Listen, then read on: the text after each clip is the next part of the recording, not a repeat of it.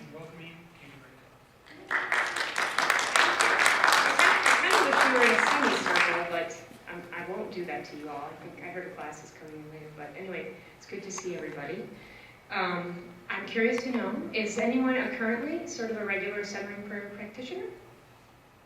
Anybody in the room? So, okay. Well, if you have insights, feel free to shout them out. I'm not coming here as the guru of centering prayer. I was introduced to centering, but I have some knowledge, and like our last speaker, I have enthusiasm about it. So I guess I'll start with a disclaimer. I had a spirituality instructor at Catholic Theological Union who said, don't ever get too trapped by a technique or a process. There are so many wonderful ones out there for spirituality and prayer and reflection, and if you sort of lash yourself too closely to one where it becomes the thing, that can be problematic. So if you like Ignatian spirituality, do it. If the 4 steps of the centering prayer are attractive, I would encourage you to do it. If the next 2 speakers have things that you want to test out, do it. Pray as you can, not as you can't. So this is just kind of a taste. And I'm going to be speaking largely from a book. Some of my notes are from this book by Thomas Keating called Intimacy with God. So my last slide's going to have a few tools. Thomas Keating is sort of one of the gurus of centering prayer, although he himself doesn't want to be held up as a guru, but he's sort of become a spokesperson. So there are videos, and there are books, and there are interviews online, and he's in his 80s, and he's still around, so he's quite a resource for it.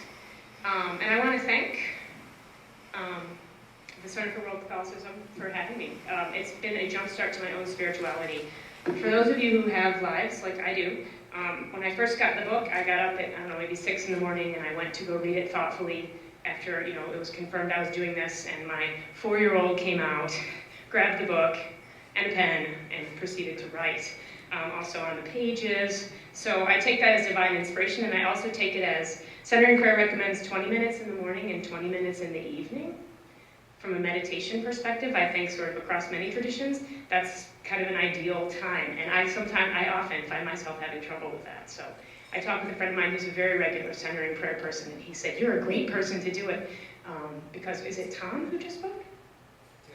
Tim. As he said, just keep persisting with it. And one of the things about centering prayer that I find so freeing is it is a practice, it is a discipline. You need to do it and, get more habitual and better at it, but it's very gentle. It's very gentle. So that's my sort of thing. Quick question, centering.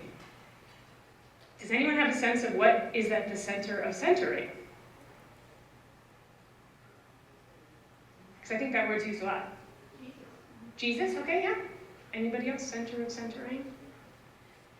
I do interfaith work, so I just read an article recently that there are Buddhist and yogic religious practitioners who are starting to question large capitalistic corporations, bringing in mindfulness meditation practitioners who are sort of co-opting what are religious practices in many ways and using them to enhance corporate productivity. I don't know where I stand with that, but I'm super glad to be here in a Catholic context because I'm going to speak from a Catholic sensibility, and just as a disclaimer for those of you who aren't Catholic, this certainly is a Christian approach that I think works with everyone, and I don't want to claim grabby, the Catholics do it the better, the best, the whatever, but Thomas Keating is a monk, and there is a lot of movement around it in Catholic churches, but I've also been to Episcopalian churches and Methodist churches. But I think it speaks to a Catholic imagination and sensibility that I'm going to talk to fearlessly in this crowd, because why not? You're at World Catholicism.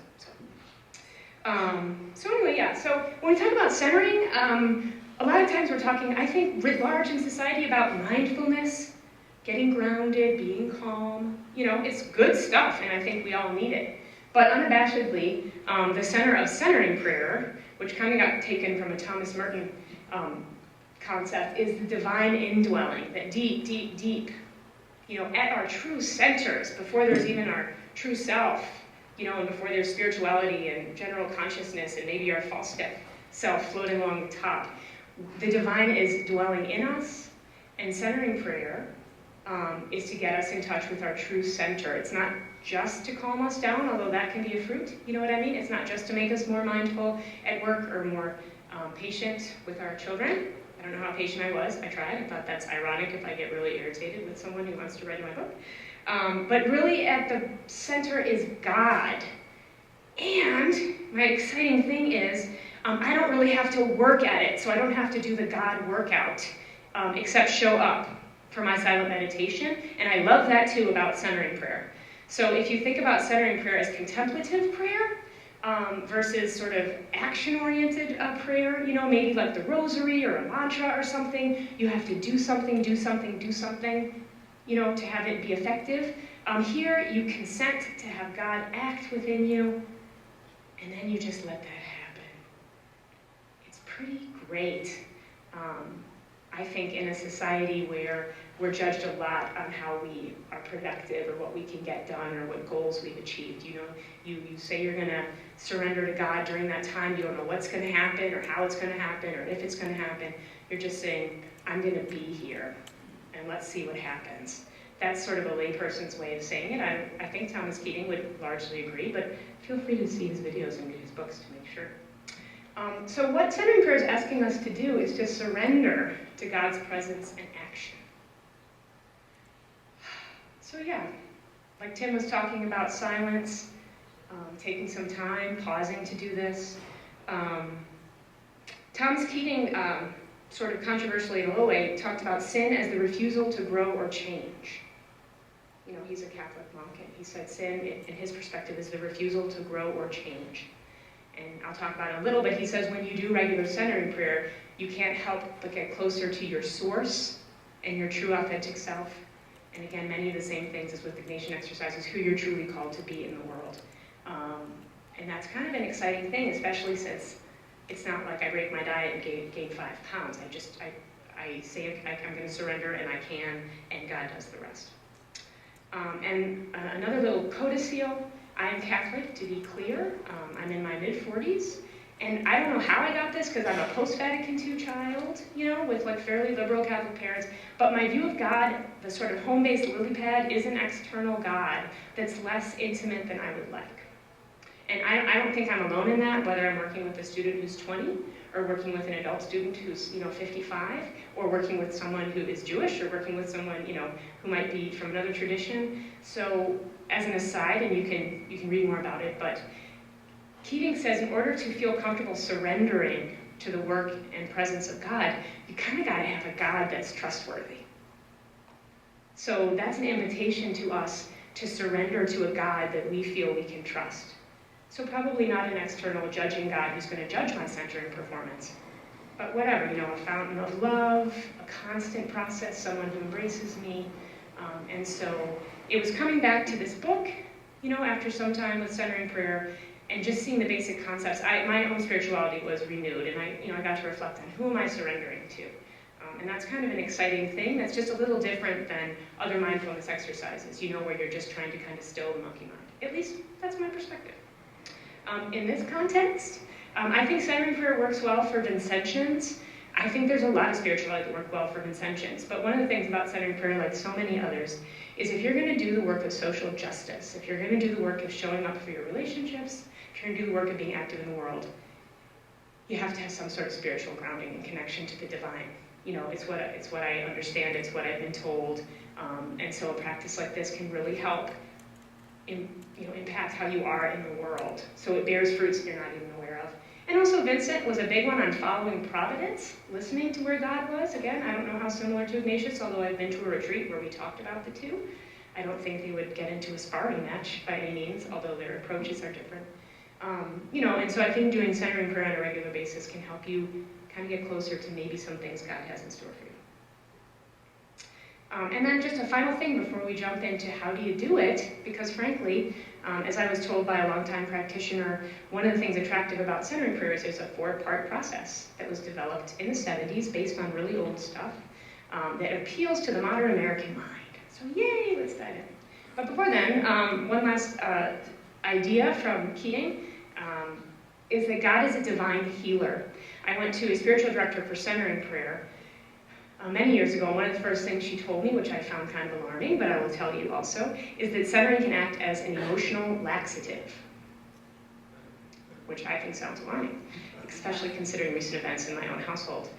with my children, being in daycare and stuff. But in any event, God is a healer, and just by sitting in the silence and expressing your intent to be open to God, this is where Thomas Keating gets very therapeutic. So I would invite you to read his books. It gets very, he calls God the divine therapist. If this kind of thing works for you, check this stuff out. It's fantastic. But basically he said, God is a very gentle, divine healer that can help heal us of maybe childhood wounds, can help us get maybe past our false selves into our more authentic selves, can get us to let go of things and programs, as he calls it, that we've been holding on to for a really long time. And for that, I'm also grateful, because I think it's terrific. And it doesn't happen all at once, and sometimes it doesn't happen right away, but I guess if you do undertake centering prayer, perhaps a little bit of a caution is, you might find yourself getting emotional. You might find yourself crying. You might find yourself having some sort of feeling in a part of your body. You might not. You might want to go to sleep. Again, it's this sort of non-judging thing.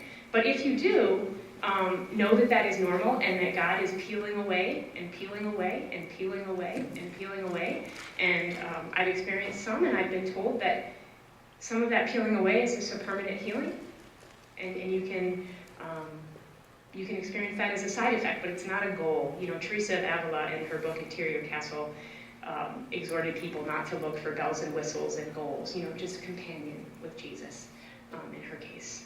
And but it might happen, and I'll point to a website with some centering groups. It's kind of nice to do centering prayer with other people, where you can touch base. So I was part of a regular group at St. Clement's Church. My whole schedule changed. It's still there, right up the street on Fullerton, Saturday mornings at 9:30. And it's just great to be with a bunch of other people sitting in the silence once a week who are kind of processing some of this stuff. As I said, I had a spiritual director who was like a specialist in that. You certainly don't have to have that, but I'm going to offer that. It's a nice way to go. Does anyone have any questions before I dive into sort of the process? Okay. It's simple, but not easy. And there's a handout. It's green. Does it say Centering Prayer Practice on it? Okay, so there's more details in that. But essentially, Thomas Keating lived in a monastery in western Massachusetts in the 70s, and all these hippies were coming by, and they're passing this Catholic monastery right by and heading to an ashram or heading to a Buddhist, retreat center. And he said to himself, the Pope just called for moving contemplative life out of the monasteries out into the world. And the Christians, we have our own contemplative history that we shouldn't be afraid of. So he went back to the cloud of unknowing, some of the Desert Father stuff. It wasn't just him. There was another monk at the same place, Basil Pennington, and there's some other names if you want to look at the history, but Thomas Keating has become really identified with it. And they went back and they said, how can we make this work for modern Christian, essentially at the time, some young people, but they tried it out on religious, men and women, and it worked great. How can we keep God at the center? So I guess my last thing, again, from the spirituality class was, we had a wonderful Zen priest in who used to be a seminarian. And he said, what you put at the center of your meditation has life. So he did go for Asian practices, and he wound up leaving Christianity and going for more, he became a Zen priest, for example. I'm not trying to scare anybody because I'm a super interfaith person, and actually Thomas Keating and other practitioners find a lot at the mysticism level in common and they grow and develop from interacting with one another. But I guess I'll put it out there to Catholics, especially Catholic students, some of whom are graduating, Kaylin. If you want to put God and sort of in a Christian context at the center, it's a great thing to do. It's a great thing to do. So, what they recommend is that you choose a sacred word, very simple word. It just expresses your intention to surrender and be open to the presence of God. Could be anything. And I think in the handout they have some examples. Some people say Jesus, some people say Jesu. I keep it simple is one of the mantras. I mean, not really mantra, but keep it simple because the word itself doesn't have power. It's just a refocusing. So I'll just share with you, I choose the word trust because that helps set my intention that I'm surrendering to a God that doesn't freak me out, that I want to surrender to. But it could be anything. For those of you who are visual, it could be a very simple image. It could be a lit candle, or for those of you who are embodied people, it could be refocusing on the breath. Okay, so when I say choose sacred word, it could be those other things. They just found the word is very simple and works kind of the way our society, our brains work. Secondly, you then just sit comfortably in your usual, meditative position. They say relaxed but alert, so you're not like slopping, in a lazy boy recliner, but probably in a chair like this or somewhere at home. And you introduce your sacred word as a symbol of your consent in your mind, gently. When you find yourself engaged in thoughts, you simply turn your mind very gently back to the sacred word. Here's where the overachiever in me really had trouble. One of the visuals is like a soft feather gently landing on a soft pillow, you return to your sacred word. So you don't like wrest yourself out of thoughts and like, I'm thinking, get me that word. You're just like, oh, I'm thinking. I think I have a little picture here, but one of the very famous images, not unique to centering prayer, is the idea of the river, right? So on the top of the river, there's flotsam and jetsam. There might be casks of things floating by, a party boat. That's at the ordinary level of consciousness. That's where we usually live. What centering prayer asks you to do is go a level deeper and let those fun things or not fun things or anxiety-producing things just float on the top of your river. They're going to happen, you're probably going to notice them. And this is where Zen, as Tim talked about earlier, sort of is informing centering prayer from what I understand. Don't get all upset, just let them go. Let them go down the river. You don't have to say your sacred word, every time you are thinking of a thought. I was centering this morning and I had all sorts of thoughts, It's when you engage with the thought, when you jump on the party boat, or when you're physically figuring out you're paying like your fourth bill, when you suddenly realize, oh, I'm thinking about bill paying, then you can gently go back to your sacred word until the next time that happens. And the more you do this practice, the less presumably you'll need to do that. But some days are better or different than others. And the big thing in this is everything is a thought. So not just cognitive things, body discomfort is a thought. Noises, thought. This is just, theoretical. Anything that distracts you from just being calm and open to the work of God is a thought. And so whatever it is, don't judge it. To the extent that you can, just let it go, and you're doing the deal. And then finally, when you're all done, you remain in silence for a few minutes. That's it. It's, as I said, simple, but perhaps not always easy. I have a couple tools if you're interested, and then I'm going to check the time. So there's our river. Another great image that I saw once was of this like snorkeled scuba diver sitting on the bottom of a river, just kind of like kicking back with all this stuff going on the top of the river. There's a sense of a divine source. As a child, we used to go to a family lake house that was a spring-fed lake in Michigan that went down a lot of feet.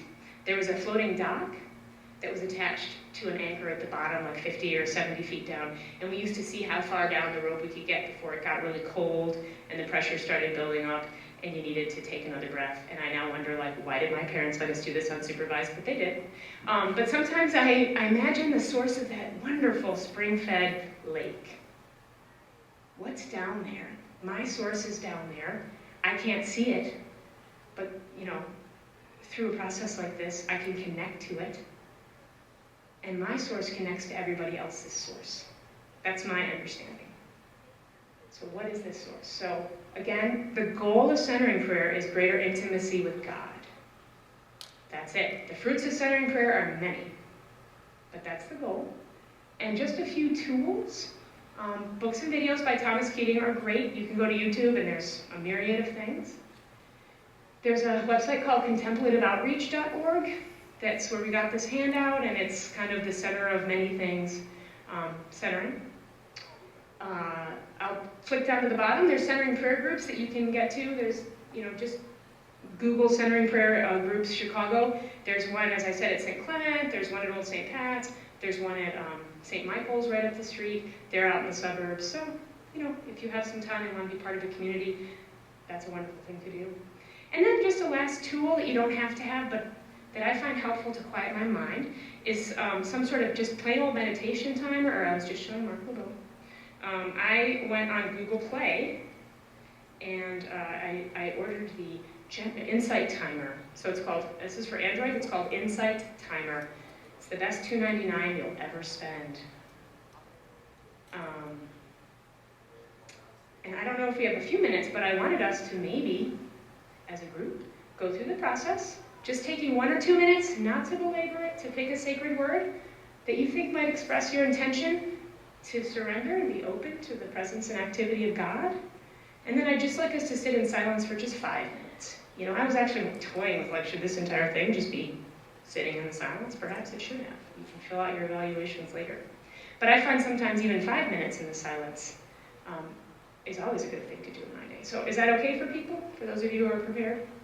Great. I'm going to show you my gentle insight meditation timer. So when I press start, it counts down for like 10 seconds, and then a bell goes off.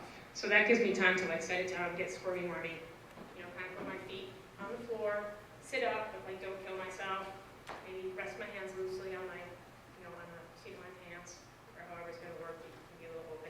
I tend to be an arm crosser, so I try not to do that in meditation. Just, you know, the whole thing relaxed but alert. So what I'd like to do is just give you a minute to think about a sacred word, and then I'm going to press the bell, and for those of you who are comfortable, try a short course in center. Okay?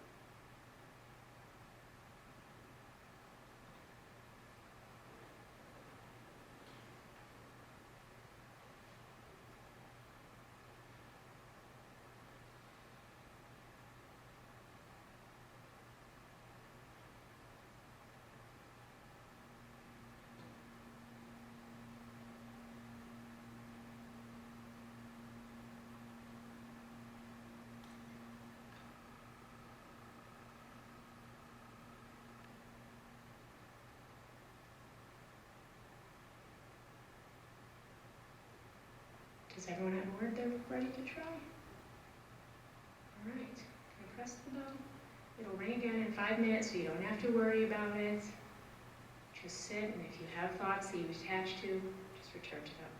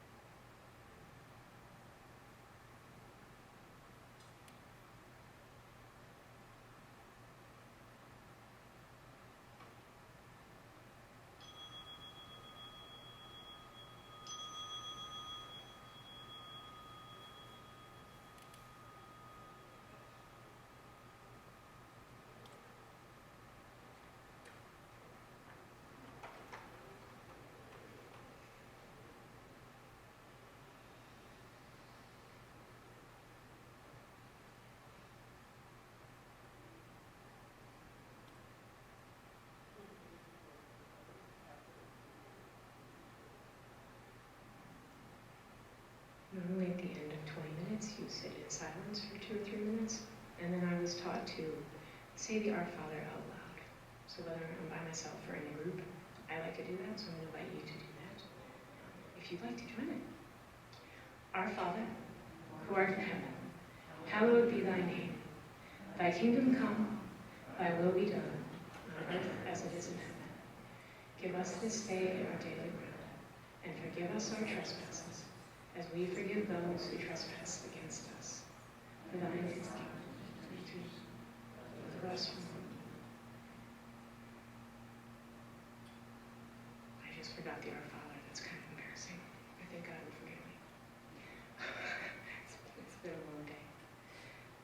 Some people choose to go into centering during the practice just to get ready, like the Lectio Divina, where you read a short passage and you just reflect on it emotionally. Some people choose to just jump in and surrender to God and let God do the rest. I don't think that there's a bad way to do it when you have your walking papers, so feel free to try it. And something I forgot to write up there is, for those of you who are in the DePaul community here at Lincoln Park, just being asked to do this has given me a renewed sense of wanting to do it more with a group, so I'm looking at my options. But I did run a centering prayer session. It turned out to be a session, not so much of a group, but a session, a loop for several years in the Miraculous Medal Chapel. So I'm interested, if you're part of this community and you might want to do centering, the Interfaith Sacred Space or the Miraculous Medal Chapel might be a wonderful place to do that. So if you have an interest in organizing something or being a part of it regularly or occasionally, I'm cbrick@depaul.edu, and I'd love to hear about it.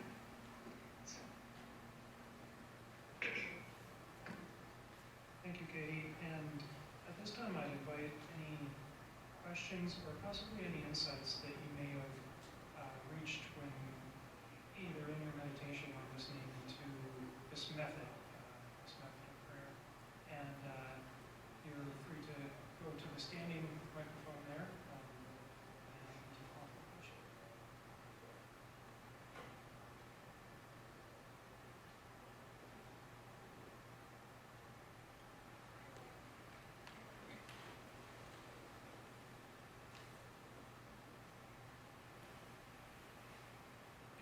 I found it helpful when you suggested you use the term embodied persons maybe just want to follow breath, because I have done centering prayer many times off and on in my life, but I just your saying that was helpful to me, and I used that and I felt that to be freeing for me. Great. Thank you. It's wonderful it works for different people. Sometimes if I focus too much on my breath, it becomes an exercise to focus on my breath or to keep the candle in my hand. But other people, that absolutely just brings them right back to where they need to be. So thanks.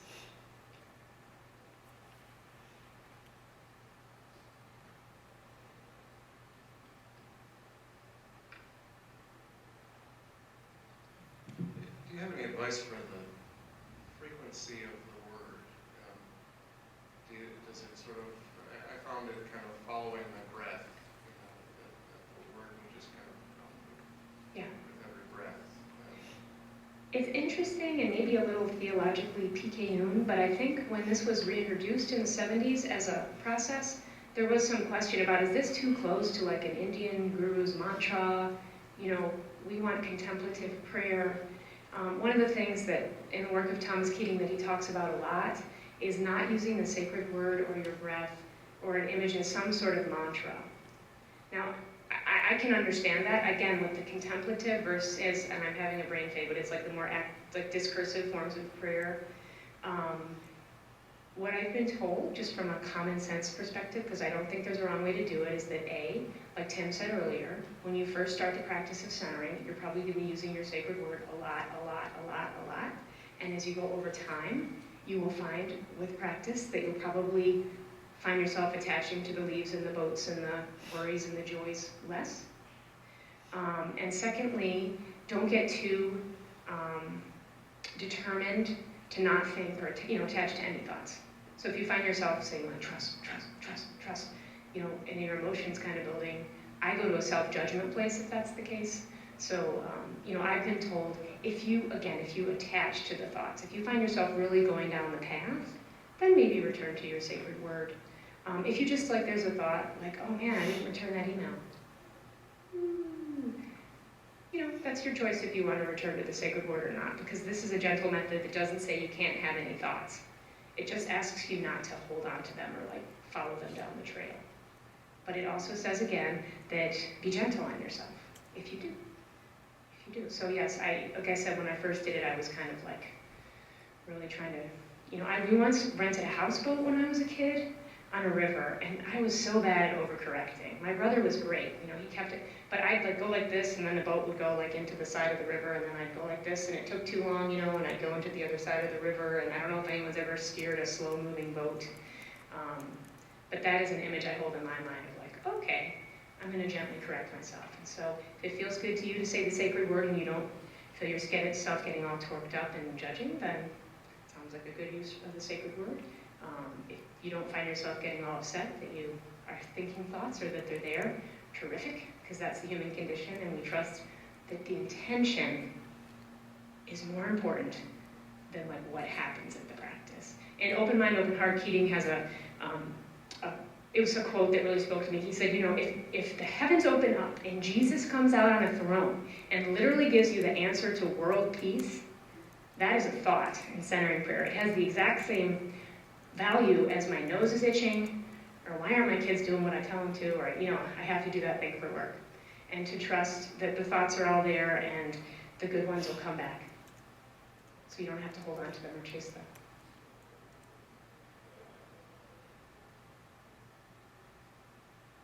I have a question, Katie. You certainly are passionate about this centering prayer, and it works, and you see that work. Has that always been the case for you? When you first were introduced to it, what was your reaction? Was it an immediate fit, or? Good question. I got to tell you, I got off the track of centering. I have 4-year-old twins. That's a great reason to get off the track of centering regularly. And then my schedule changed, so I stopped the centering prayer group in the Loop, which I felt really kept me anchored, I realized. Just knowing like once a week I was going to get together with other people, or at least be present for other people. So I've restarted my centering just over the past couple months with this opportunity. I will tell you, God works in mysterious ways. I have a very good friend who's a Presbyterian pastor. And she called me back in 1999, and she goes, Katie Burke, you think too much. I found this great form of prayer. It's called centering prayer. There's a woman at Fourth Pres who's a spiritual director in centering prayer. And I was like, that's great. She said, you should look her up. I was like, super duper. And I wasn't in ministry or anything at the time. I was like, okay. And then a week later, I went to visit a friend at St. Mark's, which is a prep school outside of Boston, Massachusetts.